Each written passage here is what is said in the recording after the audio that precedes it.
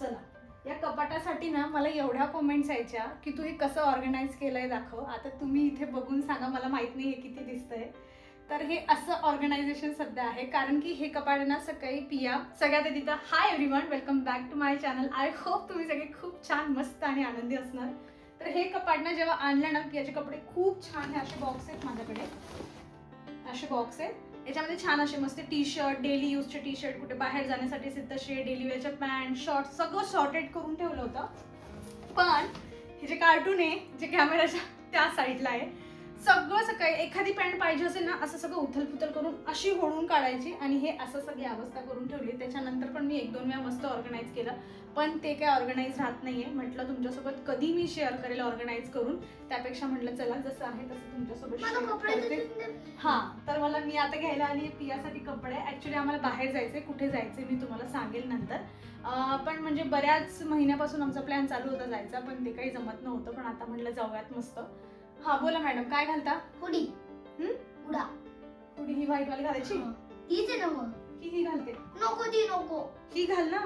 नाही मला ती दे. नाही मला ती हो घालू हो दे. बरोबर. नाही. अरे दाखव तरी दे. हा. ही ना ऍक्च्युली First फर्स्ट क्राय वरून पियासाठी मागवली होती. ही 5 ते 6 वर्षाच्या एज ग्रुप मधली मागवली आहे, कारण जे कुपन कोड मला भेटलं होतं ना, ते बेबी हब प्रोडक्ट्सचं होतं आणि बेबी हब मध्ये 5 ते 6 वर्षाचं शेवटचं त्यांचं, त्याच्यानंतर त्यांचे कपडे किंवा काहीच नसतं. मग मी थोडं पियाचं असं मेजरमेंट केलं. हाईट मध्ये तर बरोबर आहे, स्लीव्स मध्ये पण येते, पण अशी ना इथपर्यंत येते, त्यामुळे मला ह्याच वर्षी तिला वापरून घ्यावी लागेल. आणि असं चँकी फँकी कलर पण पियाला यापूर्वी घेतलेला नव्हता, म्हणून म्हटलं घेऊया. छान दिसते तिच्यावर. ही घाल ना आता न्यू. नाही. ती घातली नाही मी. ही घालू का मग? हा. ही घेऊ. हा. आणि याच्यावर काय घालशील? कार्गो. नेहमी कार्गो. ती कार्गो याच्यावरून घेतली मिशोवरून. ती वापरून वापरून तिची इलास्टिक लूज झाली होती, तरी पण पियाला तीच लागते. तिला काही झालं नाही मम्मा, ती खूप कम्फर्ट. असं नेहमी ना असं वर पॅन्ट करते ती चालता चालता. पण पोरगीची फेवरेट कार्गो आहे ती म्हणते मम्मा जोवरती मला हाईट मध्ये कमी होत नाही ना, तोवर ती माझी फेवरेट कार्गो असणार आहे. सो चला, आता मस्त अशी व्हिडिओला सुरुवात झाली आहे. आता जायचंय, जेवण आम्ही बाहेरच करणार आहे, त्यामुळे जेवणाचं टेन्शन नाही आहे. पण बरंच आहे जे मला आता घरातलं आवरून घ्यायचंय आणि थोडंफार जे शेअर करता येईल. घे घाल. ही आहे आमची हुडी आणि कार्गोचं कॉम्बिनेशन. जरा दाखव ना, थोडं मिरर करायसारखं इकडे इकडे टर्न घे. हॅपी का? विदाऊट जास्त आर्ग्युमेंट मी पियाला हे घालण्याला अलाउ केले. तर मला असं वाटतं की काहीतरी चांगलं घाल ग, तेच काय घालते. आता जीन्स पण तिच्याकडे आहे ऑप्शन, पण पोरगीला हीच जीन्स घालायची असते. चला, पियाला जी ही जीन्स आवडते ना, ही मी मिशोवरून मागवली आणि याची लिंक तुम्हाला हवी असेल ना, तर मी डिस्क्रिप्शन बॉक्समध्ये देते. आणि फ्लिपकार्ट वगैरेवर जर असेल ना, तर मग ती प्रोडक्ट मी टॅग करून देईल. ए काय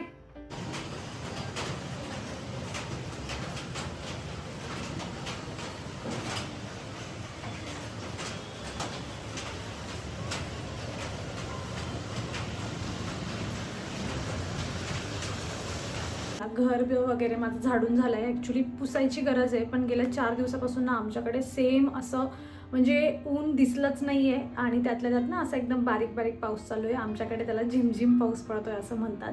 म्हणजे खूप जोरात अगदी आला पण ना जोरात, तर 5-1 मिनटं चालतो आणि मग त्याच्यानंतर जे आहे ना एकदम स्लो होऊन जातो. बारीक बारीक पाऊस असा पडतोय. आजचा 4था की 5वा दिवस आहे आणि हे सेम वातावरण आहे. म्हणजे पाऊस उशिरा सुरू झाला आहे, पण असं सुरू झालं आहे की आता नाकी नऊ येतात ना, त्या पद्धतीने. आम्ही जातोय आता थोडंसं शॉपिंग करायची होती, डीमार्टला जायचं होतं. आणि माझ्या भावाकडे पण आमचं कधीपासून चाललंय की जाऊयात.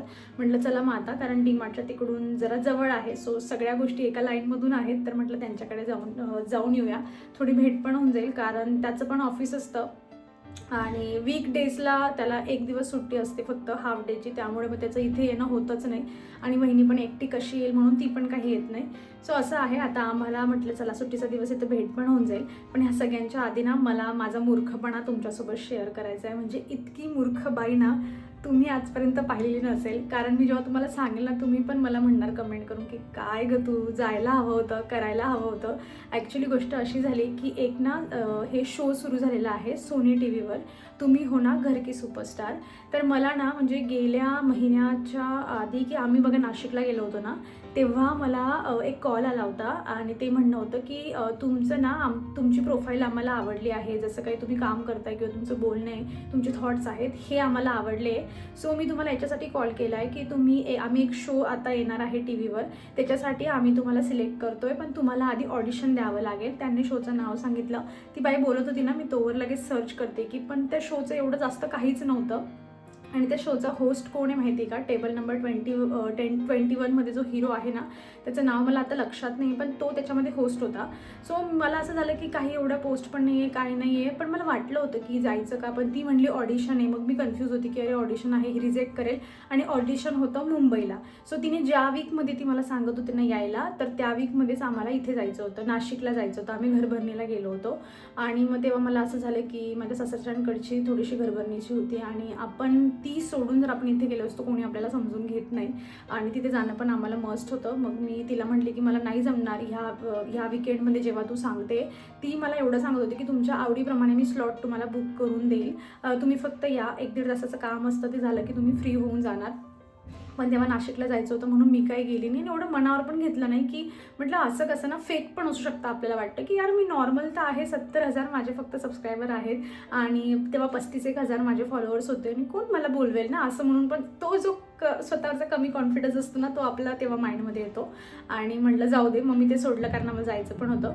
2 वीक झाले तिचा मला पुन्हा कॉल आला, 2-3 वीक नंतर की महिन्यानंतर तिचा मला परत कॉल आला की ती म्हणते अजून पण सीट्स खाली आणि मला असं वाटतंय की तुम्ही आलं पाहिजे, तुम्ही या एकदा, तुम्ही तुमचंवाला जे आहे ते ऑडिशन द्या, मी खात्री देते तुम्ही सिलेक्ट होऊन जाणार, असं ती म्हणली. 1 सेकंड, आवाज काय येतोय? मला खात्री आहे की तुम्ही सिलेक्ट होऊन जाणार. पण तेव्हा ना आत्या मामा ते आमच्याकडे होते. असं माझं असं होतं की यार आपण आता कसं काय जायचं ना, म्हणजे जरी आपण, आणि मुंबईला तेव्हा पण सेम मुंबईला होतं. मी तिला सांगितलं की पुण्याला असेल तर सांग, मी नक्की जाते, ऑडिशन देते. पण ती म्हणली की नाही, मुंबईला तुम्हाला यावं लागेल.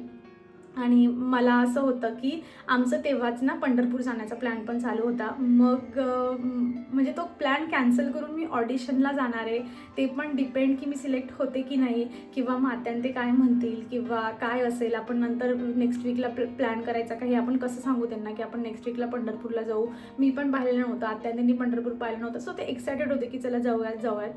सो मी तिला नाही म्हटली की आमचं ह्या विकेंडला प्लॅन नाही आहे, तू मला नेक्स्ट विकेंडला सांग, असं म्हणून मी ते ढकलून दिलं. आणि आत्ता ना गेल्या 8-15 दिवसापासून इंस्टाग्राम ओपन करा, काही पण ना ते तुम्ही होणार घर की सुपरस्टार, त्या बायका येत आहे. म्हणजे बरेच मराठी क्रिएटर पण जाऊन आले त्याच्यामध्ये. ती एक गाऊनवाली बाई काहीतरी आहे बघा, खूप छान आहे, ती कॉमेडी रील्स बनवते, ती पण जाऊन आली. बरेच अजून क्रिएटर्स आहेत. म्हणजे इतकी छान अपॉर्च्युनिटी माझ्याकडे होती की मी टी व्हीमध्ये दिसली असती, पण माझ्या मूर्खपणामुळे जे आहे ते, म्हणजे मी अजून थोडे एफर्ट्स घ्यायला पाहिजे होते, मी करायला पाहिजे होतं ट्राय की ठीक आहे मुंबई तर काय झालं, आपण जाऊयात, देऊयात. जर आपण टी व्हीवर दिसलो तर आपल्या करिअरसाठी हे किती छान आहे असं. पण ट्रस्ट मी गाईज, मी टी व्हीवर दिसली असती. आणि मी नंतर तिला जरा मॅसेज केला हाय वगैरे, पण तिने मला काही रिप्लाय केला नाही. म्हटलं जाऊ दे, शेवटी आपल्या जे नशिबात असतं तेच होत असतं. पण मला एक अपॉर्च्युनिटी मिळाली होती जी माझ्या मूर्खपणामुळे मी तो चान्स जो आहे तो गमावून दिला. नाहीतर मी पण छान टी व्हीवर दिसली असती. कधीपासून मला हे तुमच्यासोबत शेअर करायचं होतं, पण मला पण कळत नव्हतं की करू की नको, किंवा नंतर ती मला परत कॉल करेल का, परत जायची अपॉर्च्युनिटी मिळेल का, डायरेक्ट सरप्राईज देऊयात आपण. पण आता होप्स सोडलेत मी, आता काही येणार नाही. आणि आता असंही पावसाळा सुरू झाला आहे आणि मुंबईला जाणं फक्त तेवढ्यासाठी पण आपल्याला जरा हे होतं की सगळं बघावं लागतं आपल्याला की पिया आहे वगैरे सगळं. चला असू द्या, एक छोटंसं होतं तुमच्यासोबत शेअर करायचं, ते मी केलं. आता जरा तयारी करते. हे टॉप तुम्ही बघताय का, हे मी फ्लिपकार्टवरून मागवलं आहे. जर तुम्हाला आवडत असेल ना, छान. याच्यापूर्वी पण मी 1 वेळा घातलंय, पण मी अजून वॉश नाही केलं, 1 तास घातलं होतं आणि आता मी आज वेअर करते. थोडं लूज आहे, पण मला असं वाटतं की वॉश केल्यानंतर थोडं श्रिंक होईल, म्हणून मी काही अल्टर करत नाही आहे. वॉश केल्यानंतर जर मला लूज वाटलं तर मग मी त्याला जे आहे ते अल्टर करून मी स्मॉल साईजमध्ये मागवलं होतं. काहीतरी 250 समथिंग याची प्राईस आहे. आणि क्वालिटी म्हणजे मटेरियल छान आहे त्याचं, मस्त कलर पण छान आहे. मी टॅग करून देईल तुम्हाला हवं असेल तर. चला आता पुढे जे काय होतं ते तुमच्यासोबत शेअर करते. पुढे आहे का चीक दाखव तुझं चीक. मला न सांगता ब्लश लावायला लागली पोरगी आता, है ना. आधी लिप बाम लावला, नाही म्हणत होती की आता काही लिप्स ड्राय होत नाही प्रिया. लिप बाम तर लावलाच, पण सोबत तेच लिप बामच असा लावला. मी बाहेर निघताना बघते प्रिया तू काही लाल लाल का दिसतंय ग, तेव्हा म्हणते मला की असं असं लाजते. मग मला समजलं की हां पहिला आवडायचं नाही पियाला आहे ना, असं फंक्शन किंवा तिच्या स्कूलचा प्रोग्राम असायचा तेव्हा पिया लिपस्टिक सुद्धा लावू द्यायची नाही, अशी फोट अशी धरून ठेवायची वर. आणि आता आवडत आहे मॅडमला. ॲक्च्युली ना बऱ्याच वेळा मला शॉर्टमध्ये पण विचारलं जातं की आम्ही ना जेव्हा ही थाली तुम्हाला दाखवेल मी आता आल्यावर, तर ती हॉटेल कुठली आहे, तर ही हॉटेल ना वाघोलीमध्ये आहे. मिस्टर DIY जर तुम्हाला माहीत असेल ना तर त्याच्याजवळ शहाजी हॉटेल म्हणून आहे. म्हणजे आम्हाला पण माहीत नव्हतं, जेव्हा मी पहिल्यांदा आलो आणि पहिला घास तोंडात टाकला पण असं झालं होतं की अरे वा काय टेस्ट आहे इथली. म्हणून दीड महिन्यातून एखादा असा प्लॅन करतो आम्ही आणि येतो की काहीतरी छान असं वेगळं मस्त टेस्टी खावं म्हणून. तर शहाजी हॉटेल जी मिस्टर DIYच्या जवळच आहे.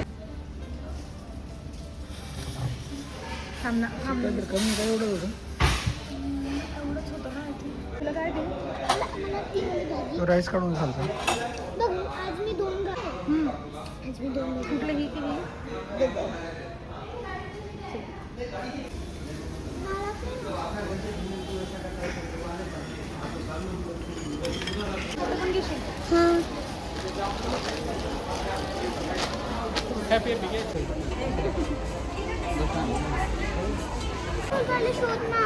तू शोध ना तुला पाहिजे. डीमार्टमधून जरा शॉपिंग केली आणि त्यानंतर मी डायरेक्ट माझ्या भावाच्या घरी आलेली आहे. लास्ट टाईम जेव्हा मी तुम्हाला त्याचं घर दाखवलं होतं ना, ते खूपच छोटं आणि म्हणजे असं होतं ना की अजिबात व्हेंटिलेशन नव्हतं, पण तरी पण तिथे त्यांनी 1-1.5 वर्ष काढला होता. त्यानंतर आता जरा दुसऱ्या ठिकाणी शिफ्ट झाले. हे पण फिक्स नाही आहे, इथून पण दुसऱ्या ठिकाणी अजून शिफ्ट होऊ शकतात, म्हणून जास्त काहीच सामान वगैरे किंवा कपाट म्हणा रॅक म्हणा असं काहीही ते घेत नाही आहे की कधी आपल्याला दुसऱ्याकडे जावं लागू शकतं. पण हे सगळं असं किचन किंवा सामान सगळं पाहून ना मला माझ्या लग्नानंतरचे स्टार्टिंगचे दिवस आठवत होते आणि तुम्हाला मी ह्यासाठी दाखवते. मला माहिती आहे मला जी काही ऑडियन्स बघते त्यांचीही लग्नानंतरची सुरुवात बऱ्यापैकी जर आपण शहरात येतो तर तेव्हा अशीच असते. पण छान वाटलं. घर खूप छान मस्त नीटनेटकं ठेवलं होतं बहिणीने, एकदम क्लीन होतं आणि त्यांच्या पहिल्या घरापेक्षा इथे जी छान हवा मोकळं किंवा जो व्ह्यू होता एकदम छान बघण्यासाठी मला असं वाटत होतं की चला तिथून निघाल्यानंतर काहीतरी बेटर जे आहे ते त्यांच्या आयुष्यामध्ये झालेलं आहे. मस्त वाटत होतं. घर पण तिने खूप छान ठेवलं होतं वहिनीने. आणि पियाने हे रबर आणले होते काहीतरी डीमार्टमध्ये हट्ट करून, म्हणे मला काहीतरी असं जे आहे तर ब्रेसलेट वगैरे काहीतरी तिला बनवायचं होतं, जे प्लॅन फ्लॉप झाला. आणि माझ्याकडे ना ही एक फ्रेम मला एका ठिकाणी मिळालेली होती. आता ही फ्रेम मी कुठे लावू माझ्या घरामध्ये मला समजत नव्हतं, कारण आपली प्लॅनिंग असते की ह्या भिंतीवर आपण असं करू तसं करू. सो म्हटलं चला माझा भाऊ जरा जे आहे त्याला राधा कृष्ण यांच्यावर जास्त ट्रस्ट आहे असा, त्यांच्यावर म्हणजे त्यांची भक्त म्हणू शकतो आपण. म्हटलं चला ही फ्रेम त्यांच्या घरातच खूप छान दिसेल, तर मग मी येताना घेऊन आली ती, कारण ती मिळाल्यापासून तशीच्या तशी पॅकिंग पडलेली होती. म्हटलं किती दिवस तिला तशीच ठेवायची, कुणाच्या तरी भिंतीवर लागली पाहिजे. आणि ती आवडली त्यांना.